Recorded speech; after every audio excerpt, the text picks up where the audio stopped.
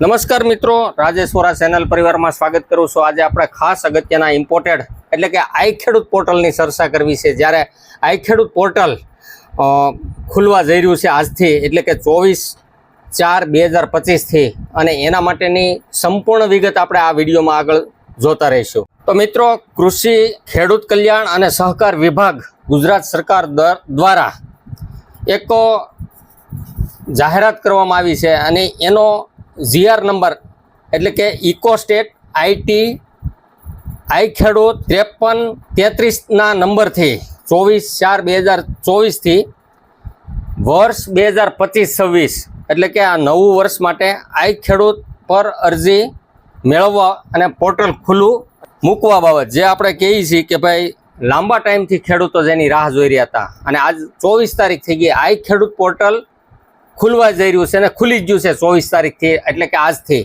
તેમાં ઘણા નવા રૂપ સાથે આગળ કાર્યરત થશે। હાલની જો વાત કરું તો આઈ ખેડૂત પોર્ટલ અત્યારે ઘણા ખેડૂતોને કામ કરતું નથી, કારણ કે નવું વર્ઝન એનું જે આવ્યું છે એ આઈ ખેડૂત 2.0 નવું વર્ઝનથી કામ કાર્યરત થશે, અને એની અંદર ઘણા બધા ફેરફાર થયા છે।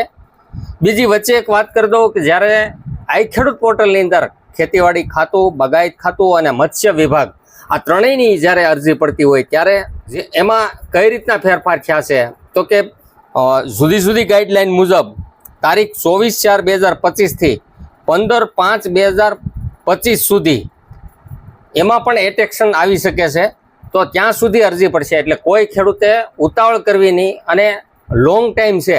બીજું, આની અંદર જે ફેરફાર થવા જઈ રહ્યો છે, જે પહેલાં જ્યારે અરજી પડતી હતી અને અરજી પડ્યા પછી તમને ડાયરેક્ટ એ કોઈ પણ વસ્તુનો લાભાર્થીને લાભ મેળવતા હતા, એની જગ્યાએ આની અંદર હવે ડ્રો સિસ્ટમ થાય। બીજું, છેલ્લી તારીખ હશે ત્યારે પણ કોઈ પણ ખેડૂત આની અરજી કરી શકશે। તો મિત્રો, આઈ ખેડૂત પોર્ટલ 2.0 જે નવું વર્ઝન આવ્યું છે એમાં કેવા ફેરફાર થયા છે, તો વચ્ચે એક ખાસ અગત્યની વાત કરી દઉં કે 2 જાતના રજિસ્ટ્રેશન આમાં કરવા પડશે।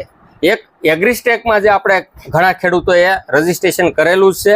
હવે બીજું, આઈ ખેડૂત પોર્ટલની અંદર પણ રજિસ્ટ્રેશન વ્યક્તિગત જે ખેડૂત લાભાર્થી છે એનું પોતાનું કરવાનું રહેશે। હવે એના માટે એના મોબાઈલ નંબર નાખી અને OTPથી આગળ એપ્લિકેશન ખુલશે। તો મિત્રો, આગળની પ્રોસેસ આપણે જૂની સિસ્ટમ મુજબ એની અંદર ખાતા નંબર નાખવાનો, એમાં બેંકનો એકાઉન્ટ નંબર નાખવાનો, મોબાઈલ નંબર નાખવાનો, જે પણ કોઈ પણ પ્રોડક્ટ આપણે ખરીદવાની છે, જે સહાયથી લેવા માગવી છે આપણે, દાખલા તરીકે ટ્રેક્ટર હોય, ટ્રેક્ટરના સામાન હોય, ઓજાર સામાન એના જે કહેવાતા હોય, અથવા તો ઇલેક્ટ્રિક મોટર હોય, પાણીના ટાંકા હોય, XYZ વસ્તુ, કોઈ પણ વસ્તુ માટેની ઓનલાઈન અરજી કરતી વખતે તમારે એ વસ્તુ એની અંદર સિલેક્ટ થઈ જશે, અને એનું ફોર્મ પણ આગળ સબમિટ થાય। મિત્રો, અહીંયા એક નવીન સુવિધાની અંદર આપવામાં આવી છે કે જ્યારે આપણે ઓનલાઈન ખેડૂતની અંદર પહેલાં અરજી પડતા હતા જૂની સિસ્ટમ મુજબ, એની જગ્યાએ આની અંદર તમારે તમામ વસ્તુ એક વખત ખેડૂત રજિસ્ટ્રેશન થઈ જાય, એની અંદર જે તમે ડેટા નાખશો એટલે બીજી વાર તમારે જ્યારે પણ કોઈ પણ જાતની તમારે અરજી કરવાની હશે ત્યારે સીધું એક મોબાઈલ નંબર અને OTPથી સીધું તમારે એના કોઈ પણ ડોક્યુમેન્ટ વગર ખુલી જશે। સાથે સાથે હાલના તબક્કાની અંદર તમારે દાખલા કે તાલપત્રી ખરીદવી છે, તો એ તાલપત્રી ખરીદવા માટે એના માટે તમારે બેંકનો એકાઉન્ટ નંબર, મોબાઈલ નંબર, ખાતા નંબર, આ બધી વિગત, અને દાખલા તરીકે 7/12 એની કોપી પણ આમાં સબમિટ કરવાની રહેશે। એટલે નવી સુવિધા એવી છે કે આની અંદર તમામ ડોક્યુમેન્ટ પણ સેવ થઈ જશે।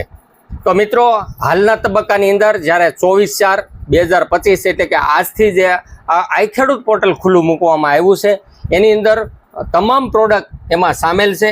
એમાં ખેતીવાડીની તમામ પ્રોડક્ટ આવી જાય છે, એની અંદર બાગાયત વિભાગની પણ તમામ પ્રોડક્ટ આવી જાય છે, એટલે કે એની તમામ અરજી તમે કરી શકશો। એટલે લોંગ ટાઈમ છે, કોઈ પણ ખેડૂતે ઉતાવળ કરવાની બિલકુલ જરૂર નથી।